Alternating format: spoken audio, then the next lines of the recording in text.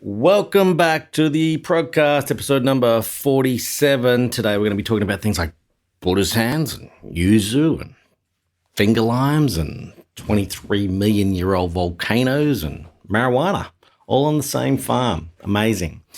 But first of all, I need to tell you about the amazing Chef Notepad. You can store your recipes, cost your recipes. You got them for life. If you're a restaurateur or a chef, it's a definite must-have, as important as a knife. Check that out. It is really, really cool. Suncoast Fresh also has their new ordering app.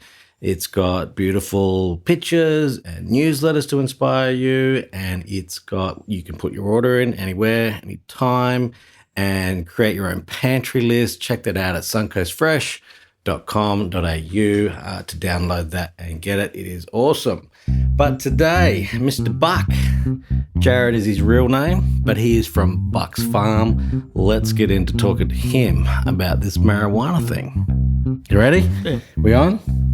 Crack-a-lacka, let's go. Welcome to the podcast, Jared from Buck's Farm. You and Anne have been here for a long time. You've been here since you're 19. You bought this beautiful block of land in the valley underneath Mount Warning at Chillingham. Yeah, it was a dairy farm, and I was brought up in the village of Chillingham, and I just had the opportunity to buy this farm when I was 19. Wow, how'd you save up before 19? Well, when I used to go to school, instead of playing around on school holidays, I'd make banana cases up. You'd make them in a wooden box. Yep, I remember. With nails. My family used to do the same thing, yeah. And I'd make 100 of them a day, and then I get paid for that.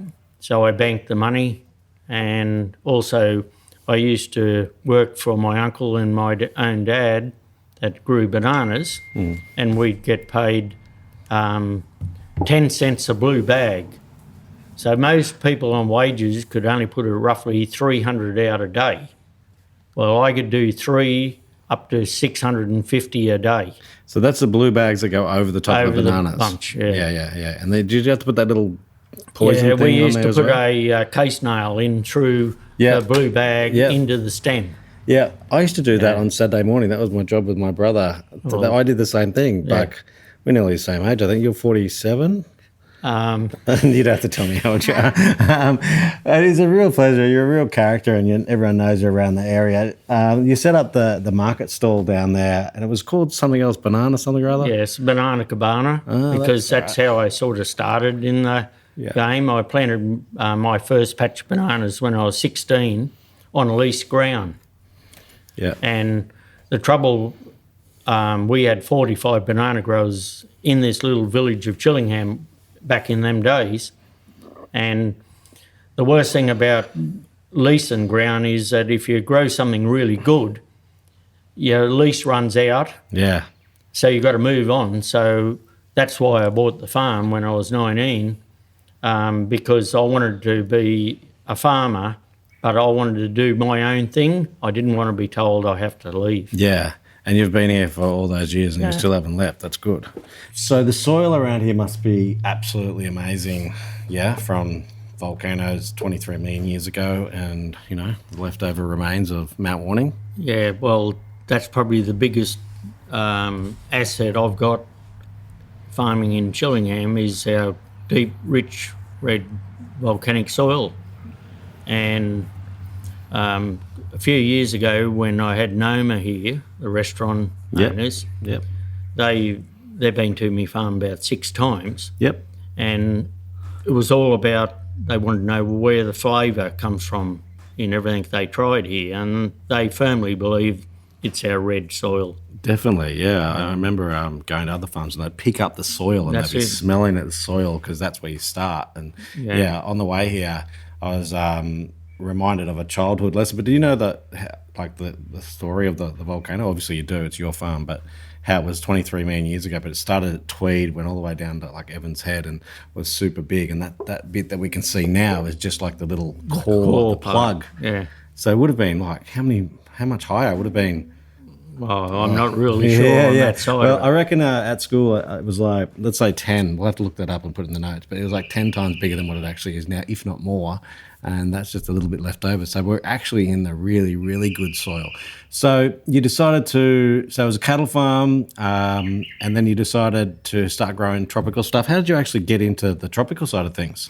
Well, The finger limes? I was brought up in the banana as a banana grower, and as soon as I bought the farm, I planted 1,000 avocado trees, 1,000 mango trees, and I planted 27 acres of ladyfinger bananas. And most of the banana growers around here, including my own dad, said, you can't grow ladyfingers here, you don't produce enough per kilo. And today, I'd say most of the bananas grown in Tweed are all ladyfingers. Yeah, right. But I'm nearly totally out of bananas today, because back in the 90s, I just started to swing into Davison plums, lemon myrtle, and a lot of other bush foods. Yep. And yeah, I've always been interested, especially in the Australian native finger lime, because they're native to my own property.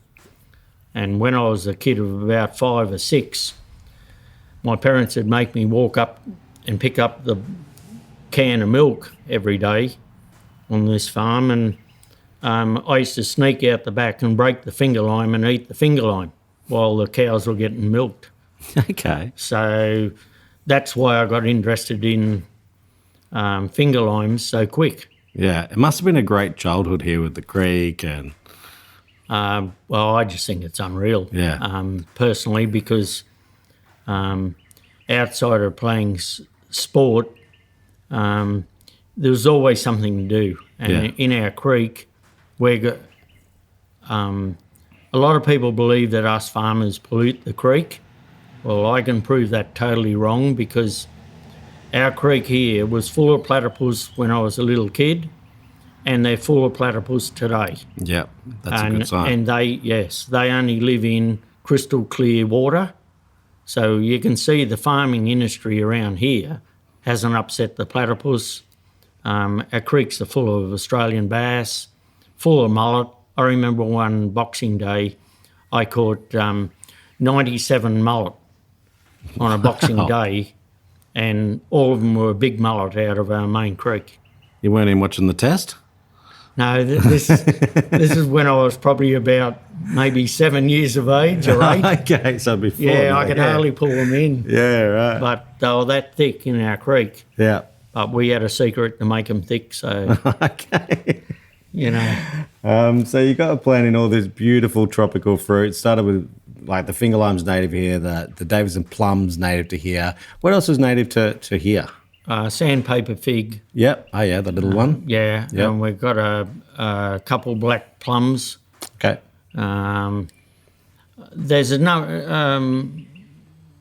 There's quite a few other ones like in the area. There's Warrigal greens grow, Yep. and they're all along the beach. I used to grow them on the farm. I used to bring them home when I'm out fishing. Yep. And plant them, and they grow really well here. There's monkey nuts. Look, there's probably a lot more I just can't think of at the moment. But my farm is just full of, I think, 8 or 9 ryeberry lillipillies Beautiful. varieties. The gullies are just full of them. So it's 350 acres, is that right? Yeah, 350 to 400 acres of land. Yeah, nice. Yeah. Wow, it is absolutely paradise. So you've sold to, we'll get to some of the beautiful products that you make yourself. We'll go through you've been supplying, so you said before, René Renzepi and Noma when they came to Australia. We were also supplying them. It was such a pleasure to work with those guys because they, like you said, they really got into how it works. Who else you're supplying that's super famous and wonderful? Who are the rock stars? Oh, well. You said Tatsuya was there. Yeah, Tatsu. I've supplied him for forever, just about. We've supplied locally Ben Devlin. Oh, yeah. And he was Everyone's favourite. Yeah, at Paper Daisy, and now he's got his own place. But down in Sydney and Victoria a few years ago, we were supplying a lot of the number one chefs, Yep. that are winning different awards and that. Yep. And but it's come down to the time where we just takes a lot of work to keep supplying those sort of, and things are changing a bit. So You're like one of the worst kept secrets as far as things go, because everyone wants your stuff, and I know that you've only got so much stuff and you've only got so many hours in a day. So I think everyone that gets your product should really, appreciate how wonderful it is. So thank you for, the stuff that we get from you. Even though it's a big farm, there's still lots of work for you guys to do. Tell me about Ben Devlin. Let's talk about him, actually. He to me, is one of Australia's best chefs, and he was probably half involved with the Noma stuff when they came, because he introduced me to them as well, actually. And he is just... Have you eaten his food that's been from here, that he's cooked? Yes. So we went down to when he was the chef at Paper Daisy. Yep. We haven't been to his own one. Pippet, yep. We're organising family to go there. Yeah.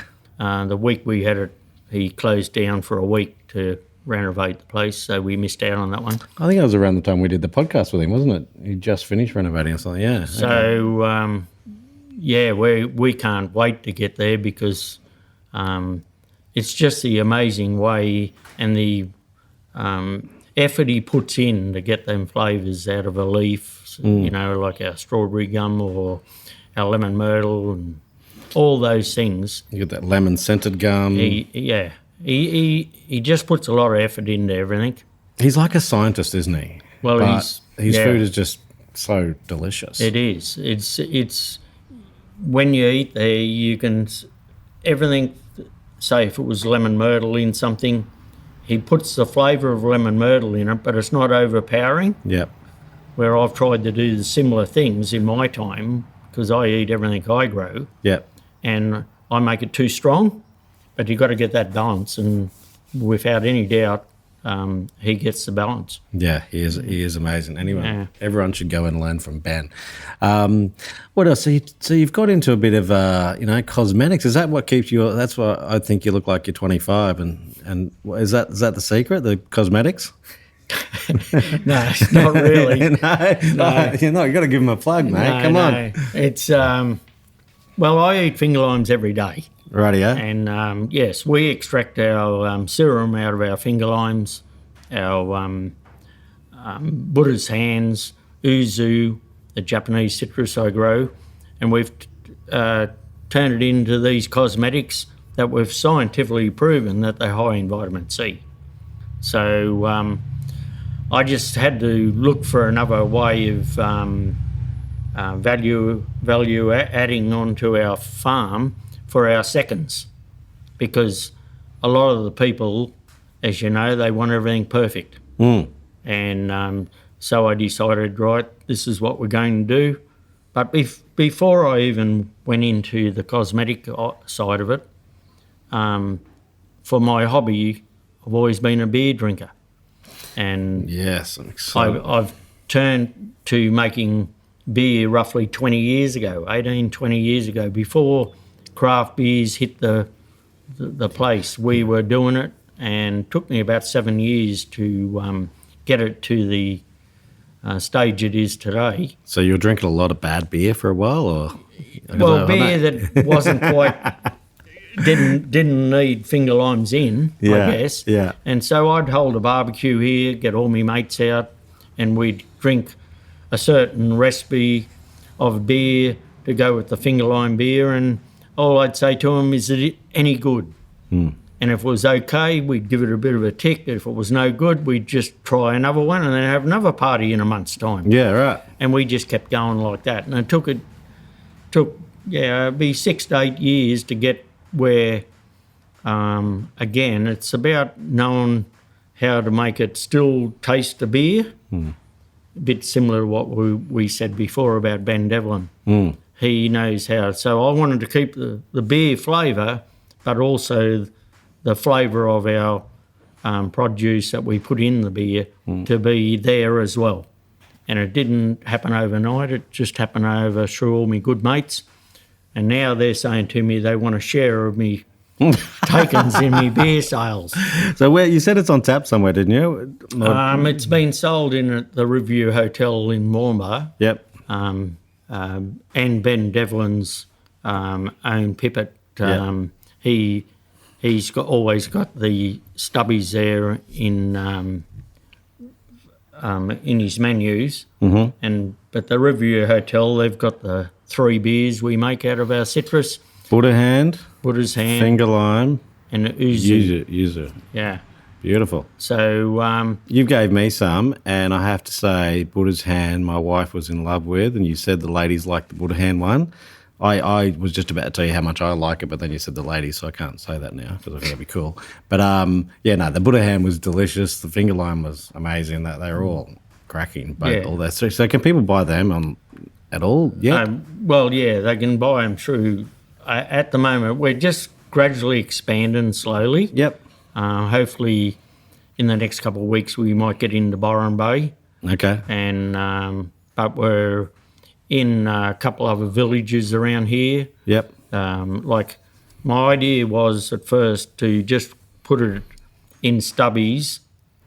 When people eat at a restaurant, they can try what really finger lime's like as a drink. So you can buy the finger lime beer. But it's got to the stage now where we're being approached, and we'll do it in this 12 months. We'll get it into the bar and sell it as over the bar. Beautiful. And and see how it goes. So you and Anne have been here forever, it feels like. But I used to drive past here as a little kid, and I feel like I remember stopping here, but I can't be sure. But you would have been the first. Like, there's a couple along the road here now, so make sure you get to your one, Bucks Farm one. But so there's that stall, the banana thing. That was how many years ago? Well, it's been down in that spot for roughly 47 years. So when I was 19, but I used to live down the end of the street in Chillingham. Okay. And when my parents leased banana ground, they put a table up out the front and sell the bananas and watermelons and stuff like that. So as I was going to school, I could see what they were doing. But then as soon as I bought my farm, I moved their house up onto my property, and that's when we had the where it is today. Yeah. So it's been a long process. So tell me about some of the other products. You've had calamondins, you've got bergamot, you've got yuzu, you've got Buddha's hand, you've got all these citrus. Tell me about some of the other citruses that you've got. Well, the calamondin is, it was pretty easy to know that we'd accept that one in Australia because it's a Filipino fruit. It's very sour, and the Filipino culture use it when it's green, which suits me down because I can pick a green before any animal wants to eat it. Yeah. But there's certain people only want them when they're coloured. Okay. So I've got a market for both. Yeah. And they crop here roughly 10 months of the year in this climate. So I trialled a tree, and now I just kept planting them. Yep. And I'll see how we go in the next couple of years. You sort of invented a new product, like the greenamondin instead of the calamondin. Yeah, well, see... Sorry, I've got bad jokes. I know.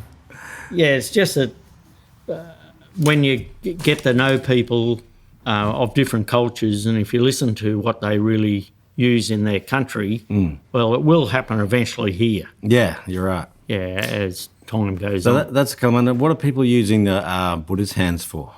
Well, they have been used for a long range of things. Like, people buy them off us to flavour different dishes. Like, they're supposed to put a smoother texture in your curry than what a kaffir lime fruit does. Okay, so you just cut the it's obviously nearly all pith. Yeah. So is the inside and the outside, you use the whole thing? Is it not bitter on the inside? No, well, they mainly only use the outside of the Buddha's hand. Radio. Where all the oil is. Okay. And that's where you get your flavour.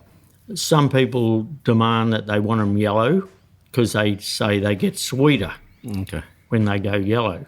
But it's when they're getting to their time, like all citrus, and they'll decay and they'll go Yeah. away. So is that the same with the calamansi? Does it need to be, because I see them green on the trees now, just a few green ones. Do they have to go colour before, or is it just much different uses? If I get fair income Filipino people, they want them when they're green. Yeah, okay. Yeah, they don't want them with much colour on. Great. It's like our pawpaws we grow here, The what, sorry? the pawpaw or the papaya. Oh, yeah.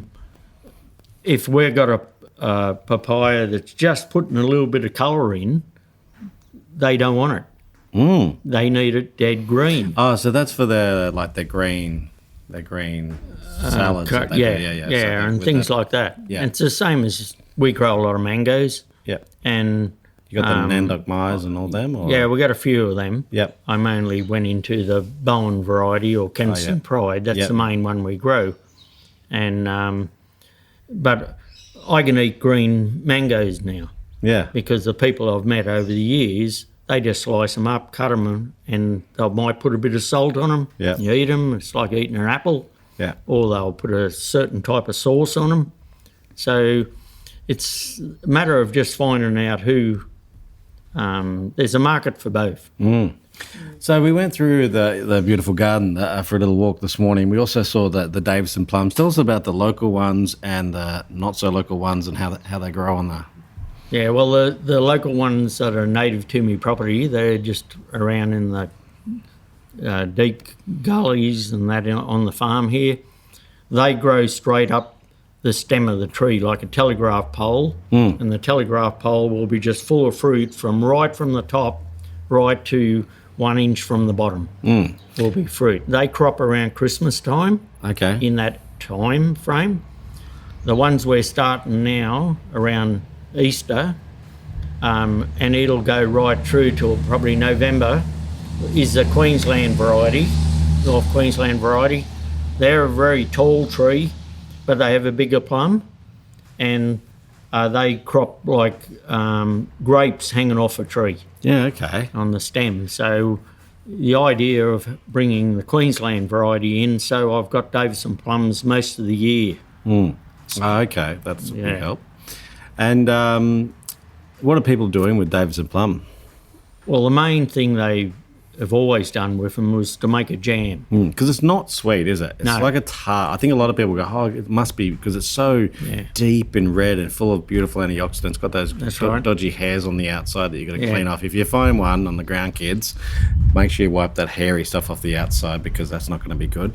But yeah, mainly they are tart. I think everyone thinks plum, sees that delicious red colour and all of a sudden goes, oh, this is not what I thought. So jams, do they add a lot of sugar or do they keep it They that do. beautiful sour? They No, do. They add lots of sugar. Yeah. You add a lot of sugar to them, but then they make a sauce out of it also. Okay. So I imagine it'd be good with like duck and all sorts of things. Yeah. It is. Yeah. In the last probably 5 years, a lot more locals now are buying the Davison plums to make their own jams or whatever, and you can rub them over like ducks or turkey, whatever. Oh, yeah. Yeah, and Beautiful. So some of the other cool stuff we looked at this morning, which I know you've pretty much sold all the crop already, but the lemon aspen. Tell us about lemon aspen and the fun stories there. yeah, well, the lemon aspen only crops for a short time. It's roughly right now of this time of the year for about 6 weeks. Mm-hmm. And they make a dessert out of it. You can. You can also put it in drinks. Okay. So there's a number of things, but that's very citrus in the bush food things. The lemon aspen is, in that citrus family of bush foods. Yeah. They are cool. Everyone anyone has always been chasing them. In fact, it was Ben Devlin years ago when he was at Esquire was chasing them off you back then, I think. What about the cinnamon myrtle? That's an amazing product as well. Well, we got the aniseed myrtle, Okay. a lemon myrtle.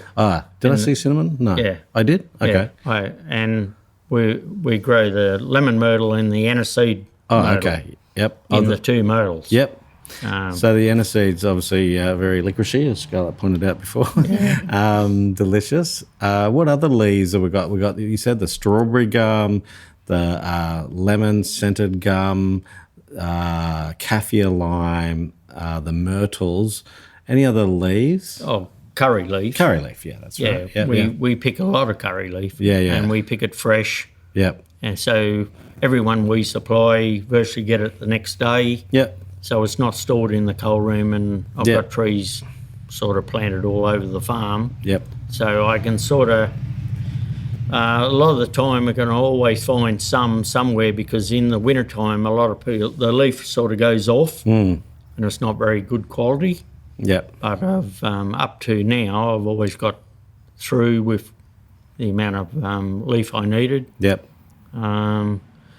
Yeah, and that's, I've always looked at things that hopefully I can grow stuff most of the year, so I don't let the restaurants or certain people down, that we can keep the supply up. Because Yep. the worst thing, we don't want people to be bringing stuff from overseas to fill that gap. Yeah.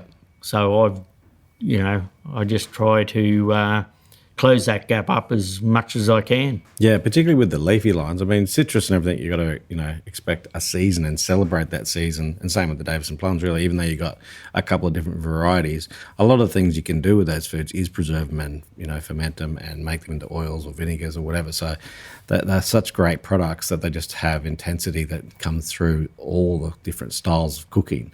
So very lucky there. What else? Tell me about these. We didn't really touch enough on your cosmetics that I thought made you so young. What are the products there? You send them over to Japan or something? Yeah, Lots of good. we're in actually right at this moment, in the next week or a fortnight, hopefully we're going to get our range into Japan. And it's a funny thing that one of the main fruits that Japan use is the yuzu fruit, Yes. and it's going to be come from Australia. Wow. So, but they're very interested in the our Australian native finger lime. Okay. It's the one that they're.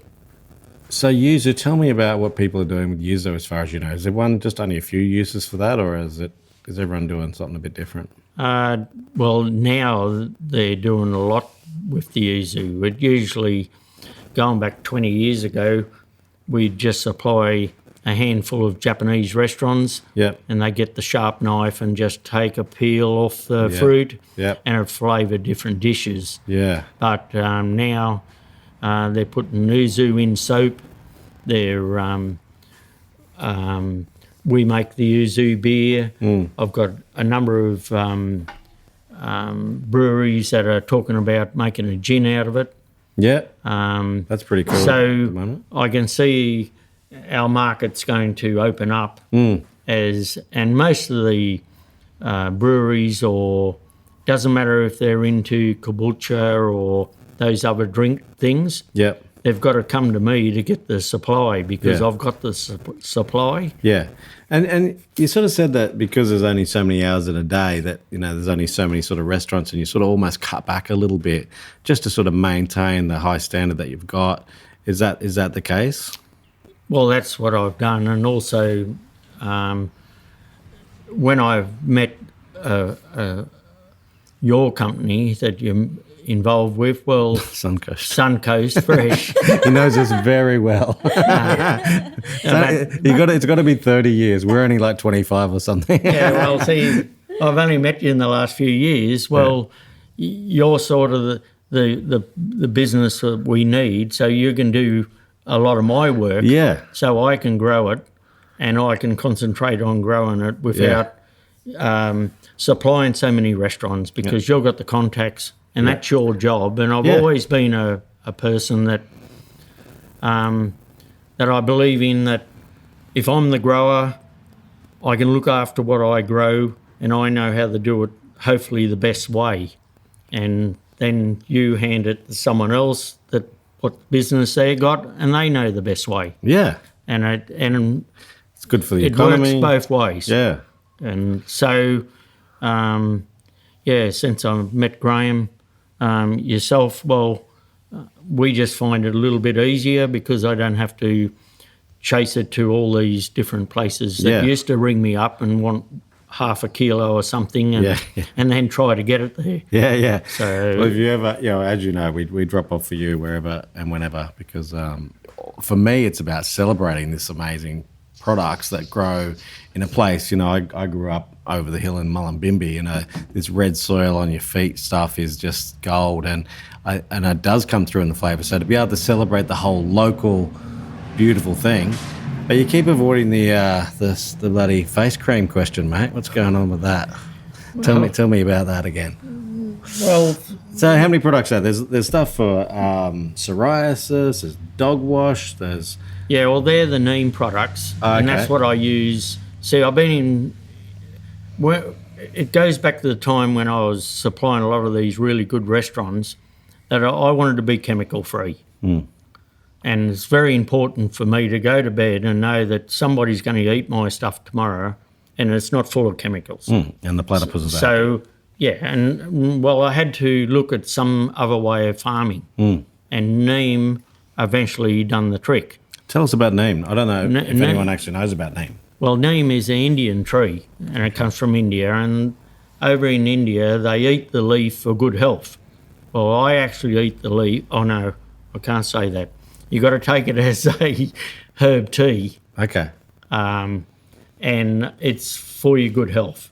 Beautiful. So then we found out that you could spray it on your crops. Ah, So we trialled putting pure neem seed oil on so many trees and still grow using other ways of farming. yep. And after a period of 3 months, wherever we use the neem sprays, they were free of insects and that. Wow. But it takes longer to work because it's not a chemical. It doesn't knock the bugs straight on the ground dead.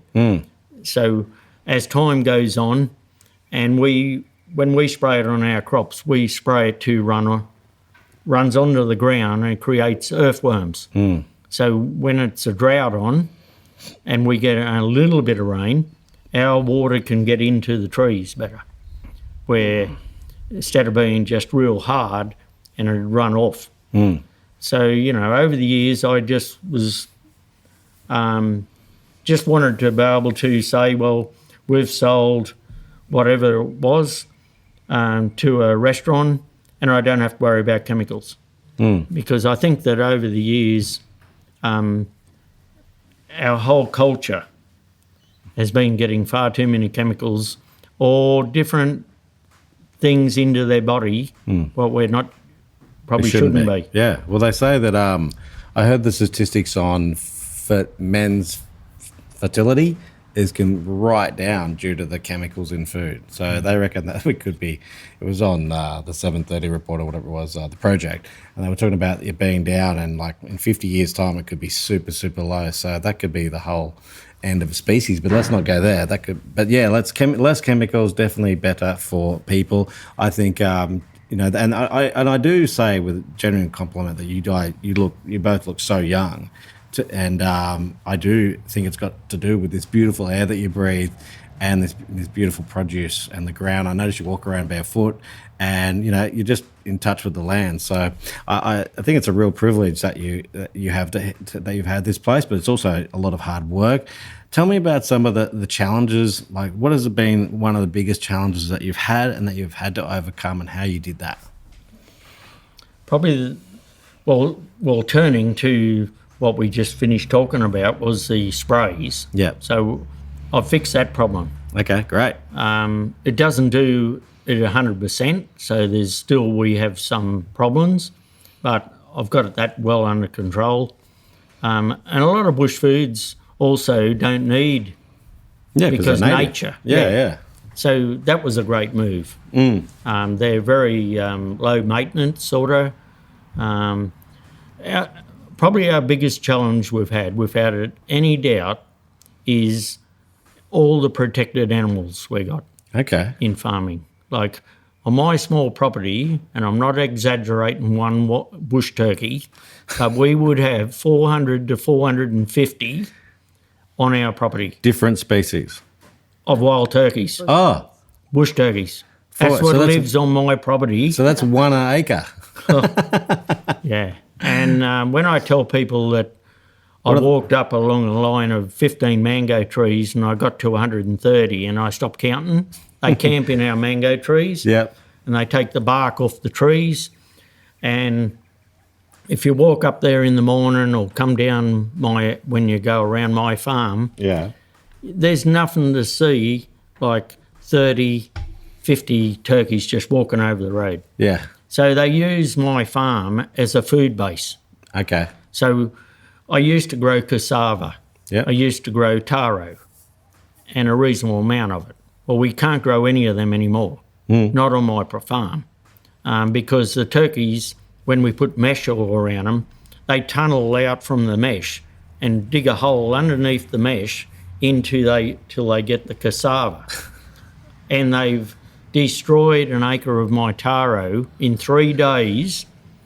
As the taro got big and it started to come out of the ground on top, they picked it. And then when I come back in 3 days, it was just like someone took a rotary hoe right through the patch. Wasn't one thing left. Tell me what you said when you saw that. I wouldn't have swore. I would have said, well, I think I better go and have another carton of beer or something. Drink some more yuzu, bro. Tell me about the fight with the koala bears over the trying to get the leaves. That's well, I hear it all the time that there's no koalas left in Australia and the Tweed Valley. Yeah. Well, I'll tell you what, they're like blades of grass around the Tweed Valley. And I've got a lot of gum trees on my property Yep. at the back of the farm. And over the years, people want strawberry gum and the lemon cedar gum. Mm-hmm. Well, I've got these small trees of the strawberry gum. Well, I found out that the koalas definitely like it. Okay. And I went to pick some there late last year, and you could see the big chop mark out of each side of the strawberry gum. Yeah. Nice, fresh, good strawberry gum. And they're sitting up in the tree looking at me, saying, we've already eaten them. We've already harvested this batch. Maybe move down a little bit. There's that disgusting lemon scented gum. Pick that. Yeah. So, but, you know, that's one of my favourites. Yeah, okay. But nature works in a funny way because I've always loved my koalas, and they've been here on the farm forever. And we've sent the Queensland University last year went up and had a look at the hamonies on the back of the farm and seeing how healthy they were. And he was surprised. He thought he'd come to an area where there was none. Okay. And they're on each side of the road from my little village of Chillingham right to Nerang. Beautiful. So it's great to know we've got all this great area here where that's good they news. live. And, you know, for some reason people think that you can just walk outside and see them. That's not the case. Yeah. They're very selective where they are, and they move around on the full moon night. Okay, so 2 nights ago, yeah. Yeah, I've noticed over the years I've been here that if you travel on a full moon night on the road is when you see them. You know, and I've seen 3 on the side of the road in a group having a fight and pulled up and had a look at it myself. Yeah. Because I take a lot of interest in my wildlife. Yeah. So, and when I'm working on the farm, I don't actually go around looking for koalas. Yeah. I just hear them grunting in the tree. Yeah. And I go, where's that one? Yeah. And I'll look up, and here they are, maybe trying to mate or something. Yeah, they're pretty noisy when they do that. Yeah, they do. They do. They make a hell of a lot of noise. I think it's a celebration. Yeah, well, I said to my wife one day, I might come back as a koala.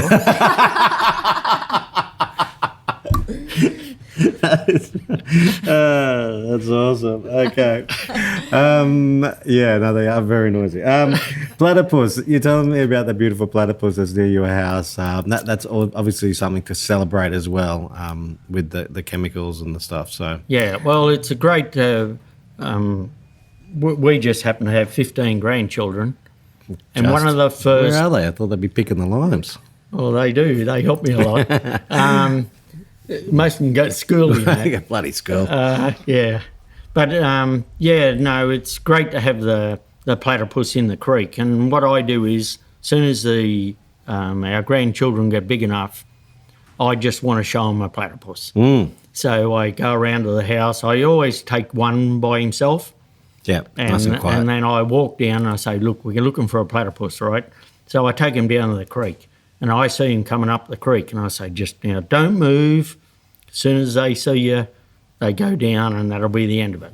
Or I take them fishing with me and they'll see him when we're fishing. And it's just fantastic to be able to take my grandkids out and eventually show them a platypus. And the last one I took down, I said to him, here comes the platypus. And, of course, it was probably 15 feet in front of us in the creek. And, of course, he wanted to get closer to it. Well, in his rush and excitement, he fell over a root, hit the ground, and the platypus went down. We didn't see it for the rest of the hour. I'd try and look for it again. Yeah. So, yeah, it's I just think it's great. Yeah. Well, my son, Jareth, one of his earliest memories ever is me showing him a platypus. And that was down in Victoria somewhere, coming up on